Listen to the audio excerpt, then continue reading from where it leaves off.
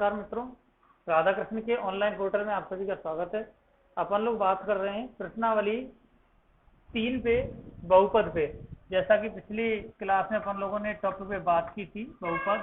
सबसे पहले बात कर लेता हूँ बहुपद की डेफिनेशन, परिभाषा। बहुपद की परिभाषा पे यदि मैं बात करूँ तो बहुपद की परिभाषा मैंने आप लोगों को बताई थी, पिछली वीडियो में मौजूद है। वो क्या है कि वे चरपद जिनका घातांक धनात्मक पूर्णांक हो बहुपद कहलाते हैं सब।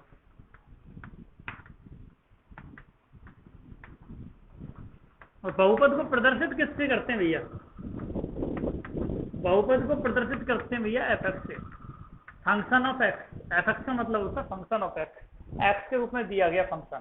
ठीक है साहब, ये आगे जाके 11th 12th क्लास में जब जाओगे आप लोग समझ जाओगे फंक्शन क्या समस्या है। फंक्शन बोले फलन क्या समस्या है, तो ये मूल तो फलन होते हैं साहब। अब आपकी जानकारी के लिए मैं बता दूं साहब सिंपली, ठीक है साहब।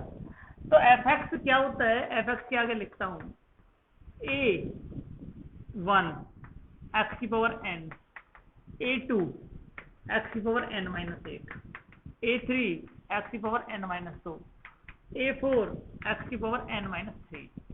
इस प्रकार से करके हमारे पास में एक बहुपद होता है, डॉट डॉट डॉट डॉट करके आगे कितने भी पदों का हो सकता है। अब इसमें से सपोज करो कि मैं इस प्रकार से ले लूं a plus B x square plus c x cube plus d x 4 plus e x की पावर 5 डॉट डॉट डॉट ऐसे कर दो। इस प्रकार से ये भी मेरे पास में एक रूप हो सकता है। अब हमारे पास में यदि मैंने ये अकेला वेरिएबल लिया, इसके लिए मैं आपको बता दूं कि मैंने अभी पिछली वीडियो में आपसे पूछा कि कौन कौन बहुपद है कौन कौन नहीं है। यदि एफ एक्स बराबर एक्स स्क्वायर दिया है, बहुपद है क्या? बिल्कुल है साहब। और एफ एक्स बराबर अपने को दिया है साहब एक्स प्लस रूट एक्स दिया हुआ, बहुपद है क्या साहब? बहुपद नहीं है, वो रूट एक्स के कारण नहीं है, मैंने आपको बताया था। अब सपोज करो कि साहब कल को मैंने यदि ऐसा लिख दिया एफ एक्स बराबर -5, इस प्रकार से कुछ लिखेंगे, बहुपद है क्या? बिल्कुल बहुपद है साहब।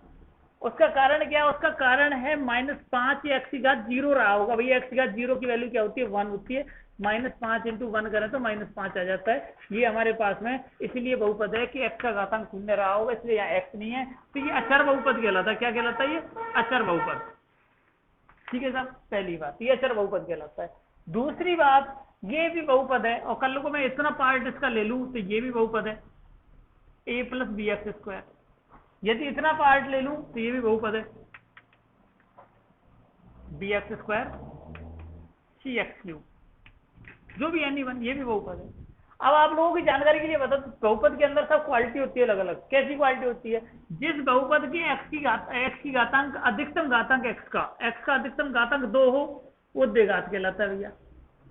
क्या कहलाता है? द्विघात कहलाता है साहब। जिसका अधिकतम घातांक 3 हो, वो त्रिघात कहलाता है साहब, त्रिघात बहुपद। जिसका घातांक 4 हो, वो चतुर्घात कहलाता है। और जिसका घातांक 1 हो, a प्लस बी एक्स एक ही होता कोई, है ना, तो ये अपने आप में लीनियर कहलाता है। क्या कहलाता है? लीनियर, रैखिक। ये रैखिक है भैया। कैसा? ये रैखिक है। और जिसका x का घातांक 0 हो, वो क्या कहलाता है? अचर बहुपद। क्या कहलाता है भैया? वो अचर बहुपद कहलाता है। ध्यान रखें, यदि x का घातांक 0 है, बोले तो संख्या है केवल, तो वो अपने आप में क्या कहलाएगा भैया? अचर बहुपद कहलाएगा। जिसका घातांक 1 है, वो क्या कहलाएगा भैया? रैखिक बहुपद कहलाएगा। जिसका घातांक 2 है, वो क्या कहलाएगा साहब? द्विघात कहलाएगा साहब। और जिसका घातांक 3 है, वो क्या कहलाएगा भैया? त्रिघात कहलाएगा। और जिसका घातांक 4 है, वो क्या कहलाएगा? चतुर्घात कहलाएगा। और जिसका घातांक n है, तो वो बहुघातीय कहलाएगा साहब। क्या कहलाएगा? बहुघातीय बहुपद कहलाएगा। बहुपद बोले पॉलिनोमियल कहलाएगा। ठीक है, अब अपन लोग आगे यदि थोड़ा सा इस विषय पे और बात करें, तो इसके बाद बहुपद के अपन लोग प्राप्त करते हैं, क्या प्राप्त करते हैं भैया? शून्यक। अब शून्यक से आप समझ रहे होंगे, सबसे पहले मैं बात कर लेता हूँ शून्यक क्या है। सबसे पहले चर्चा कर लेते हैं अपन लोग शून्यक क्या है। ठीक है साहब, तो अपन लोग चर्चा करते हैं किसमें साहब? शून्यक पे। शून्यक क्या है? शून्यक ऐसा है, किसी भी बहुपद के लिए, कोई भी बहुपद है, उस बहुपद के लिए x का ऐसा मान जो उसको उसमें रखते ही उसको 0 करते साहब। जैसे कि मैंने कह दिया एक्स स्क्वायर प्लस 3x, ठीक है साहब, एक्स स्क्वायर प्लस 3x, है ना, माइनस, है ना, माइनस 4, इस प्रकार से बोल दिया साहब। अब यदि मैं x की जगह पे 1 रखूं, देखना भैया 1 का square plus 3 into 1 minus 4, 1 plus 3 minus 4, तीनों एक कितना हो गया 4 माइनस 4 बराबर क्या साहब 0। ये क्या है साहब, एक क्या है इसके लिए, एक इसका शून्यक है। क्या है साहब, ये शून्यक है साहब। यानी x का ऐसा मान जो बहुपद में x की जगह पे पुट किया जाए और उसको 0 प्राप्त करा दे, बोले उसको संतुष्ट करा दे, वो उसका क्या कहलाता है भैया, शून्यक कहलाता है साहब। अब हमारे पास है प्रत्येक बहुपद के कितने शून्यक होते हैं साहब, ठीक है ना, प्रत्येक बहुपद के कितने शून्यक होते हैं। सपोज करो कि मैं यहाँ पे x की जगह एक बार -4 और रख के देखता हूँ भैया, -4 का स्क्वायर प्लस 4 सॉरी 3 इंटू -4 -4 का वर्ग 16, 4 से 12 और -4 प्लस का 16 होगा, 16 माइनस 16 बराबर 0। तो बोले तो क्या ये भी शून्यक है, हाँ साहब ये भी शून्यक है। बोले क्या दो शून्यक है, मैंने बिल्कुल साहब दो शून्यक है।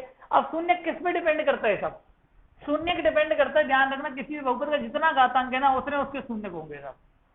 अब ये कोई आवश्यक नहीं है, बहुत सारे क्वेश्चन अपने सिलेबस से आउट बाहर की बात है। अगली कक्षा में जब आप जाओगे कि बहुत सारे बहुपद होते हैं साहब, उनका घातांक भी तो होता है, हमको शून्यक नहीं मिलते हैं साहब। उसका कारण क्या है, उसका कारण है कि उसके जो शून्यक तो दो है निश्चित रूप से, लेकिन वो शून्यक कैसे रहे होंगे, वो काल्पनिक रहे होंगे, वास्तविक नहीं होंगे। उसके लिए सब एक चीज आती है अपने पास में उसके लिए मैं बता दूं, जो अपने पास में बहुपद है, उस बहुपद का सपोज करो दुनिया में प्रत्येक चीज का ग्राफ खींचता है, क्या बहुपद का ग्राफ नहीं खींच सकते। और सपोज करो हमने बहुपद का ग्राफ खींचा ऐसे करके ऐसे, ठीक है साहब, उस बहुपद का ग्राफ एक्स अक्ष को जितने बार काटा एक्स अक्ष को, उतने उसके शून्यक होंगे। कितने बार काटा भैया, लो 3 बार काटा, तो इसके कितने शून्यक है, 3 शून्यक। किसी भी बहुपद का जो वक्र है उसकी एक्स अक्ष को जितने टाइम क्रॉस करेगा उसको बहुपद के उतने ही शून्यक होंगे एक बार। दूसरी बात मैं कहता हूं द्विघात बहुपद पे, ये द्विघात बहुपद है, द्विघात बहुपद के जो अपने पास में ग्राफ पाए जाएंगे इस प्रकार से, द्विघात बहुपद का जो मानक स्टैंडर्ड फॉर्म में मानक रूप है, मानक रूप क्या है साहब, मानक रूप की बात कर ले तो मानक रूप है ax square plus bx plus c, इस प्रकार से कोई एक मानक रूप है स्टैंडर्ड फॉर्म। इस स्टैंडर्ड फॉर्म पे मैं एक बात कर लूं तो आप मेरे को एक बात बताएं सिंपली कि इसके कितने शून्यक साहब, 2, और इसका वक्र कैसा होता है आगे जाके आप पढ़ेंगे, इसका वक्र होता है परवलयकार, या तो यू होगा या यू होगा, दो ही कहानी होंगी। इसके पीछे डिपेंड क्या होता है, यदि ये प्लस से स्टार्ट हो रहा तो यू होगा, माइनस से स्टार्ट हो रहा तो यू होगा। अब मेरे पास में देखिए यदि ये एक्स अक्ष को ज्यादा से ज्यादा कितने बार काट सकता है भैया, 2 बार, तो इसके शून्य कितने, 2।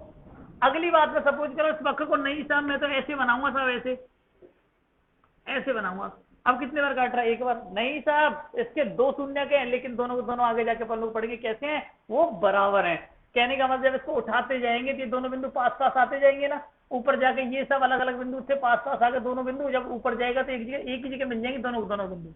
जब दोनों बिंदु एक जगह मिल जाएंगे, दोनों बिंदुओं के जो वैल्यू है वो सेम है, होने को तो वो 2 4 थे, लेकिन वो 4 4 एक जैसे कल में देखे इसलिए वो एक ही शून्यक हो गया, अदरवाइज उसके शून्यक वो ही 2 हैं। निश्चित रूप से ध्यान रखना समान है। और सपोज अगर इसको थोड़ा सा और ऊपर उठा दिया, एक जगह उठा दिया, एक्स को काट ही नहीं रहा साहब, अब क्या, आज भी इसके 2 शून्यक है, लेकिन वो दोनों शून्यक कैसे हैं, काल्पनिक है साहब। इसलिए अपन आगे जाके प्रकृति पे बात करेंगे, द्विघात समीकरण में जाएंगे, वहां प्रकृति आएगी, प्रकृति में जब अपन लोग बात करेंगे तो वहां पे क्या होगा, पहली कंडीशन तो ये होगी कि जो शून्यक है वो वास्तविक और अलग अलग होंगे, दूसरी कंडीशन वास्तविक और समान होंगे, तीसरी कंडीशन वो कैसे होंगे, काल्पनिक होंगे साहब। ठीक है साहब, अब काल्पनिक भी आगे जाके एक नंबर होता है कॉम्प्लेक्स नंबर नाम से, 11वीं क्लास में चैप्टर 5 में वो पढ़ लेना, ठीक है ना, आगे जब आप लोग बढ़े तो बेहतर तरीके से। अब एक छोटी सी चर्चा और कर लेते हैं आगे इस बहुपद पे।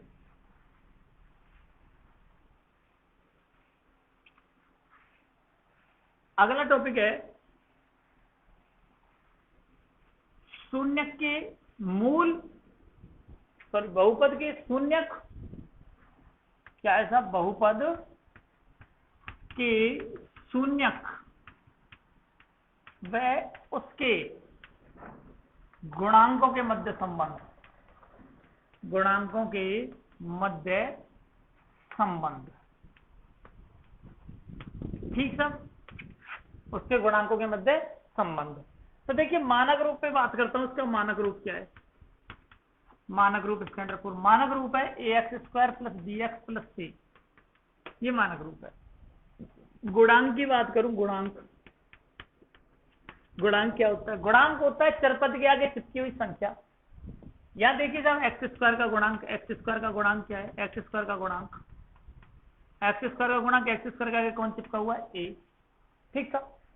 और एक्स का गुणांक क्या है? एक्स का गुणांक, एक्स का गुणांक क्या होगा? एक्स के आगे चिपकी संख्या बी। ठीक था। और अचर पद बोले तो बिना एक्स वाला वो क्या कहलाता है? अचर पद। अचर पद क्या है? सी। इसके दो शून्य के, इसके शून्य मैंने मान लिए दो घात है तो इसके कितने शून्य होंगे? शून्य, है ना? शून्य कितने होंगे? दो। कौन कौन से साहब? एक अल्फा माना और एक बीटा माना। तो इसकी दो शर्तें हैं साहब। पहली शर्त क्या है? पहली शर्त अपने आप में पहली शर्त होगी साहब कि शून्यकों का योग, शून्यकों का योग बराबर, शून्यकों का योग बराबर, ठीक है साहब, माइनस एक्स का गुणांक बटे एक्स स्क्वायर का गुणांक, एक्स स्क्वायर का गुणांक। ठीक है सर, माइनस एक्स का गुणांक बटे एक्स स्क्वायर का गुणांक। और एक्स का गुणांक माइनस एक्स का गुणांक, एक्स का गुणांक क्या है सर? यहां ध्यान देना, एक्स का गुणांक हमारे पास में देखिए, एक्स का गुणांक क्या है? एक्स के आगे चिपकी संख्या माइनस बी, एक्स स्क्वायर का गुणांक क्या है? ए, और शून्य क्या है? Alpha plus beta. ये अपन लोग इसको ऐसे भी पढ़ लेते हैं, अल्फा प्लस बीटा बराबर क्या होता है? माइनस बी अपॉन ए। ठीक है सर। दूसरी शर्त क्या है? शून्यकों का गुणनफल, शून्यकों का गुणनफल। ठीक है साहब, शून्यकों का गुणनफल क्या होगा साहब? है ना, माइनस शून्य का गुणनफल होता है अचर पद। क्या है साहब? अचर पद बटे एक्स स्क्वायर का गुणांक। ठीक साहब, एक्स स्क्वायर का गुणांक। इसके बाद में शून्य का गुणनफल अल्फा डॉट बीटा बराबर क्या होगा? माइनस सी अपॉन ए। सॉरी माइनस सी, इसमें माइनस नहीं होता है ना, क्या होता है? सी अपॉन ए। ये शून्य और उसके गुणांकों के मध्य संबंध है। शून्य और गुणांकों के मध्य संबंध क्या है कि कोई भी एक मानक एक बहुपद दिया हुआ है, उसका मानक रूप स्टैंडर्ड फॉर्म मैंने ले लिया, A x square plus B x plus C करके दिया हुआ है। ठीक है ना, उसके जो गुणांकों की यदि अपन लोग बात करें, गुणांक क्या होता है भैया? गुणांक होता है वो जो चरपद है, चरपद के आगे चिपकी हुई संख्या, एक्स स्क्वायर के आगे संख्या चिपकी हुई है, एक्स के आगे जो संख्या चिपकी हुई है, जो अचर पद है, ये अपने आप में क्या संख्याएं गुणांक कहलाती हैं। वास्तव में संख्याएं क्या है? गुणांक है। ये ए है, बी है, सी है, ये क्या है? अपने आप में गुणांक है। ये अचर पद है, ये एक्स स्क्वायर के आगे चिपका है तो एक्स स्क्वायर का गुणांक है, ये एक्स के आगे चिपका है तो ये एक्स का गुणांक है। ठीक है ना। अब इसके दो घात शून्य कितने? दो अल्फा और बीटा, उनके बीच में संबंध क्या होगा? शून्यकों का योग बराबर होता है माइनस एक्स का गुणांक बटे एक्स स्क्वायर का गुणांक, और शून्यकों का गुणनफल होता है अचर पद बटे एक्स स्क्वायर का गुणांक। अगली बात, शून्यकों का योग बोलो, शून्य किए रे, योग का मतलब जोड़, एक्स का गुणांक बी है और एक्स स्क्वायर का गुणांक क्या है साहब? ए है। एक्स स्क्वायर गुणांक ए है तो माइनस बी अपॉन ए आ गया। उसके बाद में नेक्स्ट यदि अपन लोग बात करें शून्यकों का गुणनफल, तो शून्यकों का गुणनफल में शून्य क्या है? अल्फा और बीटा, तो अल्फा डॉट बीटा हो गया, तो अचर पद क्या? सी बटे ए है। ठीक है ना। अब इसके ऊपर अपन लोग एक क्वेश्चन की बात कर लेते हैं, क्वेश्चन कर लेते हैं, तब जाकर अपन लोग देखते हैं। देखना भैया, मैं एक चैप्टर का क्वेश्चन ले लेता हूं, चैप्टर के क्वेश्चन में बात कर लें। पहला क्वेश्चन है, पहले का फर्स्ट 4.1 है ना, सॉरी 4.1 नहीं 3.1। पहले का फर्स्ट क्वेश्चन है, पहले का फर्स्ट क्वेश्चन क्या है? 4x स्क्वायर प्लस 8x, ये बहुपद दिया हुआ है। सिंपल सी बात, ध्यान रखना, कोई भी बहुपद हो, समीकरण हो, उसको सॉल्व करने के लिए सबसे पहली चीज अपने को ध्यान रखनी है कि कॉमन ले साहब। कॉमन अपने को दिख रहा है, कॉमन निकाला भैया। कॉमन क्या है साहब? 4। क्या है साहब? x। 4 का भाग 4 गया, एक्स स्क्वायर में से x गया, x बच गया। 4 का भाग 8 में 2, x बाहर निकल गया। अब शून्यक प्राप्त करने के लिए बड़े प्यार से लिखेंगे, शून्यक प्राप्त करने के लिए, प्राप्त करने के लिए, प्राप्त करने के लिए। ठीक है साहब, तो क्या है साहब? 4x x प्लस 2 बराबर, इसको किसके रखेंगे साहब? 0 के रखेंगे। अब इसके बाद अपन लोग क्या करते हैं? एक एक के बराबर 4x बराबर 0 रख लेते हैं, x प्लस 2 बराबर 0 रख लेते हैं। x 2 प्लस का इधर जाके क्या हो जाएगा माइनस का, x बराबर 0 बटे 4, तो x बराबर क्या हो गया 0 और x बराबर क्या हो गया -2।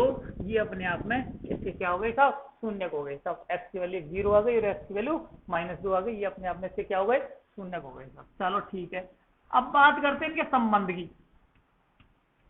संबंध में अपने आप में बिल्कुल स्पष्ट लिखा हुआ है, आपके सामने लिखा हुआ है सब। मानक रूप एक और देखना, मानक रूप क्या है, A x square plus B x plus C. फिर यहां बात करते हैं ए का मान, बी का मान और सी का मान। ए का मान क्या है सब, एक्स स्क्वायर मिलाना भैया 4। बी का मान क्या है 8 और सी बिना एक्स की कोई संख्या है कि नहीं है, तो इसका मतलब वो 0 रही होगी, ये ध्यान रखें। इसके बाद में दो चीजें आती है शून्य के, अल्फा और बीटा। ध्यान से देखना भैया, अल्फा क्या है इसके अंदर 0, बीटा क्या है साहब -2।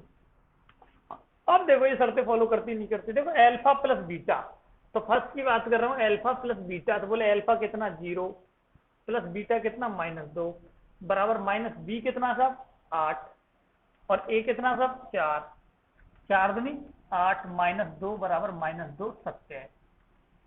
ये जांच हो गई भैया, ठीक है साहब, क्या है जांच संबंधों में है सब, आएगी नहीं आई।